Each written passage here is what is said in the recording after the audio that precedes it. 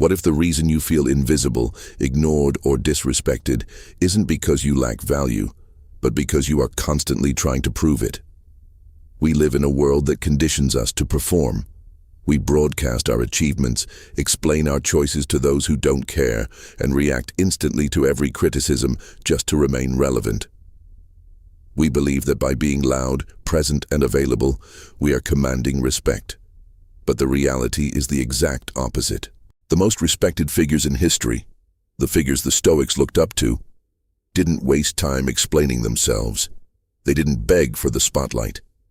They understood a fundamental mechanism of human psychology. That which is constantly offered is cheapened. That which is withheld becomes valuable. When you are always on, always reacting, and always justifying your existence, you are signaling to the world that your self-worth is dependent on their perception. You have turned yourself into a commodity, not a leader. Today, we are going to strip away the habits that are actively eroding your influence. We will explore why your need for external validation is the very thing killing your authority, and how to reclaim your power through the ancient, silent strength of the Stoics.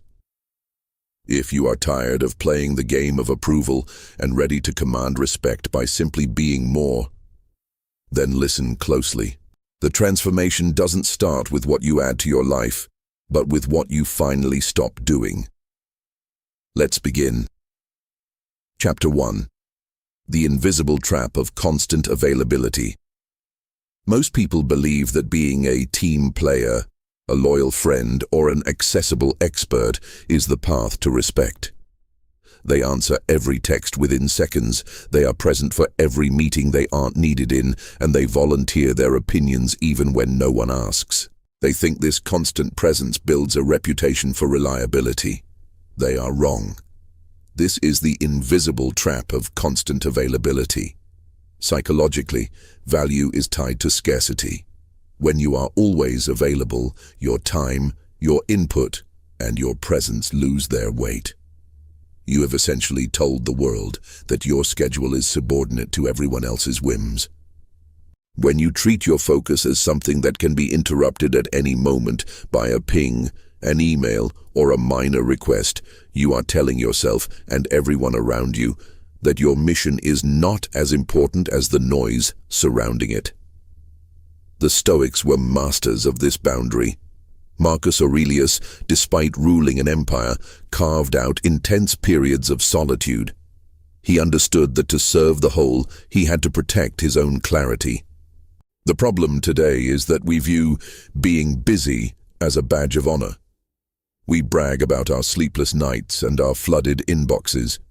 But what we are really doing is advertising our lack of control. When you stop being constantly available, something profound happens. People start to wait for you. When you eventually offer your input, it is received as a deliberate contribution rather than an expected reaction. You move from being a background character in everyone else's life to being the primary protagonist in your own. Most people spend their lives reacting to the demands of others because they are terrified of what would happen if they simply said no. They fear being forgotten. They fear losing their status. But the irony is that status is rarely granted to those who chase it. It is granted to those who define their own terms. If you want to command respect, you must first reclaim your time. You must learn that your focus is a finite, sacred resource. When you stop giving it away for free, you create a vacuum that others will naturally want to fill with their attention. You stop being a servant to the moment and start being a master of your trajectory. Most people spend their lives reacting. Few learn the power of remaining calm, silent, and in control. If something in today's message resonated deeply with you, it's because a stronger version of yourself is trying to emerge. Thousands have already discovered the principles inside the silent power, and many say they wish they had learned them years earlier. Plus 5 exclusive bonuses. The silent power reveals timeless Stoic lessons for mastering emotions, building unshakable confidence, commanding respect without speaking, and developing the mental strength that cannot be broken by criticism, rejection, or adversity. The question is simple. Will you continue reacting to life, or start mastering it? Get instant access through the first pinned comment and begin your journey toward true self-mastery today. If Chapter 1 addressed the trap of availability, Chapter 2 tackles an even more insidious habit: the constant, knee-jerk need to explain, justify, and rationalize your choices to others. We live in a culture of oversharing, where we feel compelled to provide a defense for our decisions before they are even questioned. You turn down an invitation. You feel the need to invent a complex reason why. You change your career path. You spend hours explaining your logic to relatives who weren't even listening. You decide to take a day off. You feel guilty, as if your existence requires a permit signed by others. This is a massive error.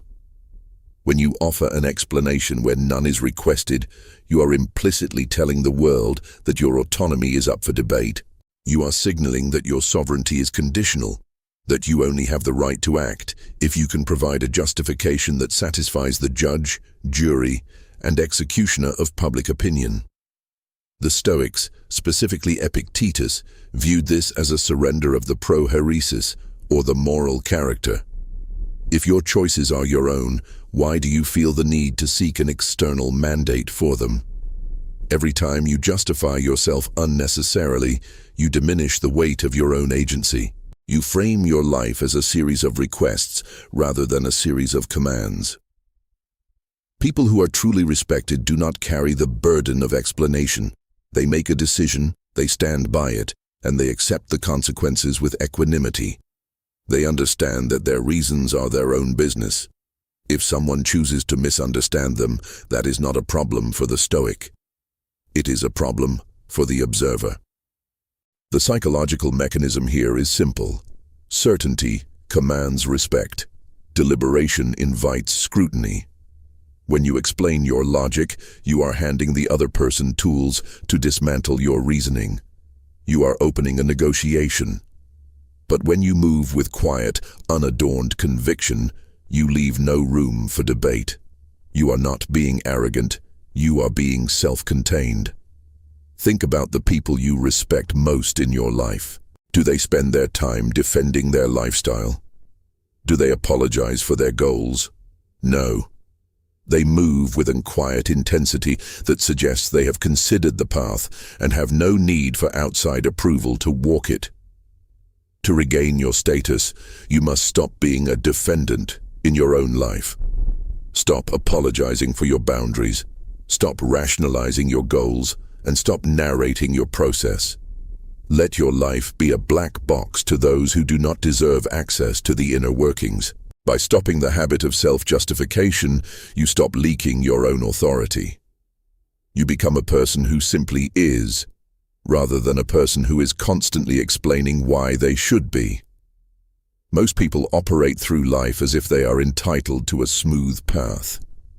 When an obstacle appears, a rude comment, a failed project, or a sudden crisis, they react with shock, anger, or defensiveness. They look startled, as if the world has betrayed them. To an observer, this reaction is a sign of weakness. It shows that your stability is fragile, easily shattered by the first gust of wind. If you want people to respect you, you must stop being surprised by reality. The Stoics practiced a technique called premeditatio malorum. It sounds pessimistic to the uninitiated, but it is actually the most powerful tool for projecting unshakable strength. It involves the daily, deliberate contemplation of potential difficulties. Before you walk into a meeting, you visualize the possibility of rejection. Before you start a project, you consider the possibility of failure. Before you interact with a difficult person, you anticipate their hostility. Why does this command respect? Because it creates an aura of premeditated composure. When things go wrong, and they inevitably will, you do not flinch. You do not get rattled. While everyone else is scrambling in panic, You are already prepared.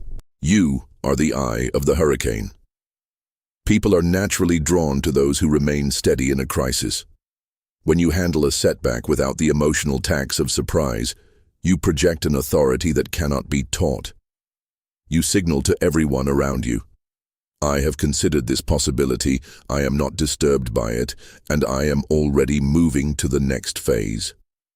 This is not about being cynical. It is about removing the element of emotional fragility from your interactions. If someone insults you and you have already premeditated that person being difficult, you won't feel the sting of the insult. You will simply see it as a predictable event, like rain on a cloudy day. You will respond with calm, logical precision instead of emotional volatility. When you stop being reactive to the unexpected, you stop leaking your power. You become a person of imperturbable presence.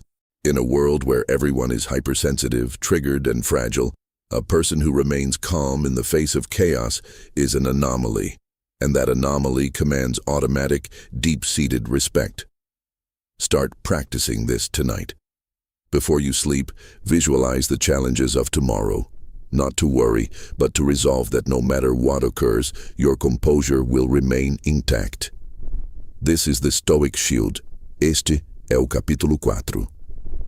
Aqui, aprofundamos o mecanismo psicológico por trás da autoridade. Por que o silêncio e o desapego à validação realmente funcionam? Entender o porquê fortalece sua prática estoica. Chapter 4. The Psychology of Social Friction and the Power of Mystery. To understand why people stop respecting you when you talk too much or react too quickly, we must look at the psychological concept of social friction. When you are predictable, when your reactions, your opinions, and your availability are transparent and immediate, you create zero friction in the minds of others. You become a solved person. In human psychology, that which is fully understood is often undervalued. We are biologically wired to be curious about the unknown and indifferent to the common. When you are constantly expressing your feelings, justifying your motives, or reacting to every social cue, you are essentially handing the other person a map of your entire internal landscape. You are showing them exactly where your buttons are, what triggers your anxiety, and what kind of validation you are starving for. Once a person has your map, they no longer need to exert effort to interact with you. They know exactly how to handle you. They can predict your response before you even give it. This predictability kills mystery, and without mystery, there is no hierarchy of respect. The Stoics understood this intuitively. They practiced reserve. They knew that the less of your internal life you expose to the public square, the more powerful your presence becomes. This is not about being fake or manipulative. It is about maintaining a degree of psychological distance. When you remain slightly reserved, you force others to engage with you on a higher level. They cannot simply use cheap tricks to get a reaction out of you. They have to actually observe you, analyze you, and respect the boundaries you have set. Think of it as the economic value of presence. If you are a scarce resource, your value is high. If you are an abundant commodity, your value is low. When you provide your time and your emotional energy freely, you are flooding the market. By withholding your reactions, by choosing silence over noise, you are creating a scarcity of access. Suddenly, your attention becomes something that people must earn rather than something they are entitled to. This shift in the psychological dynamic changes everything. When you are no longer an open book, people naturally project their own standards of competence and authority onto you. They stop assuming you are available for their games and start assuming you are occupied with your own mission. This is how leaders carry themselves. They are rarely loud about their intentions. They move through the world with a sense of quiet intent that makes others subconsciously elevate their own behavior when they are in your presence. Stop being an open book and watch how quickly the dynamic changes from taking you for granted to wondering what you are truly thinking.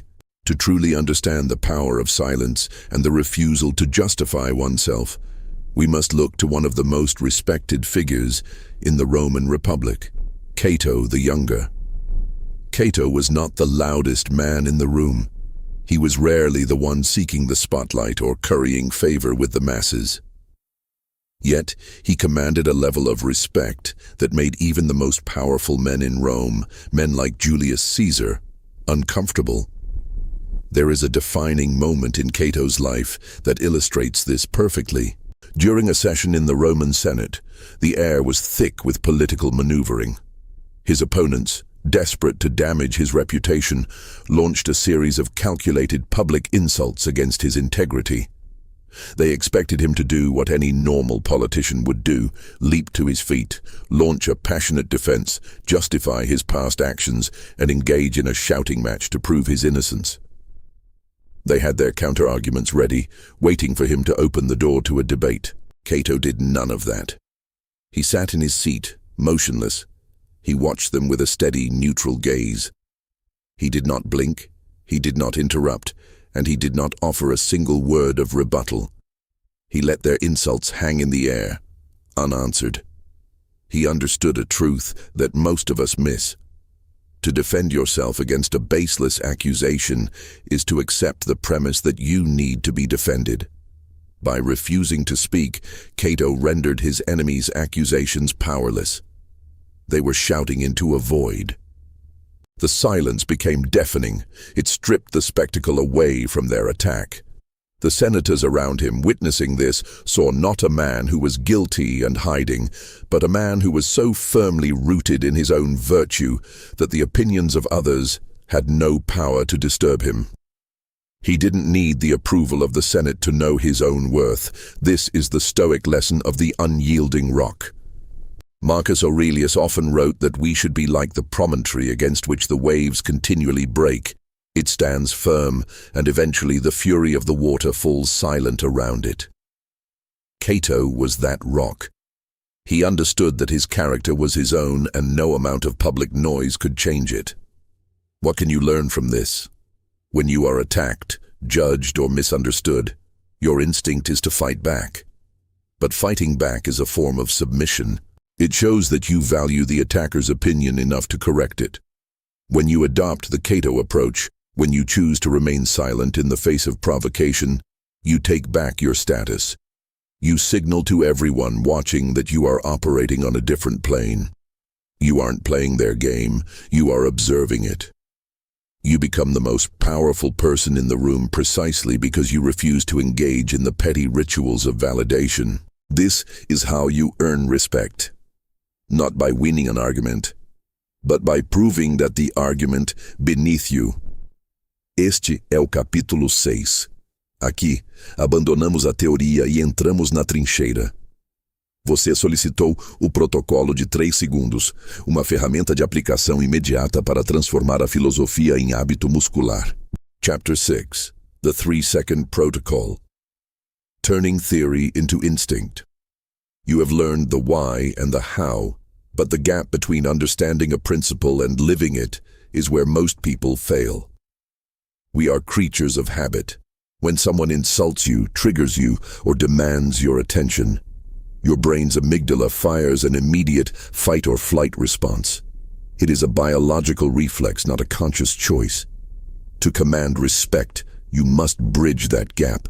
You need a physical anchor, a circuit breaker for your impulses. This is the 3-second protocol. The protocol is simple, but its effectiveness relies on your discipline. Whenever you are faced with a stimulus, an aggressive email, a provocative comment, a sudden demand, or even a moment of intense frustration, you must enforce a mandatory 3-second delay. During these 3 seconds, you do not speak, you do not type, you do not frown, you do not roll your eyes. You simply breathe. Here is the mechanics of the 3-second window. Second 1, the recognition. You acknowledge the impulse. You say to yourself, I am feeling triggered. By naming the emotion, you move it from the primitive part of your brain to the prefrontal cortex, the seat of logic. Second, 2, the physical reset. You relax your shoulders, unclench your jaw, and breathe. You physically demonstrate to your own body that there is no immediate danger. You are choosing comfort over chaos. Second, 3, the strategic choice. You ask the ultimate Stoic question: is my immediate reaction necessary? 99% of the time, the answer is no.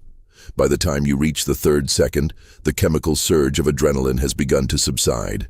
You are no longer reacting, you are responding. This protocol creates a high-status buffer. People who react instantly appear like puppets on a string. They are easily manipulated by their environment. People who pause appear like masters of their reality.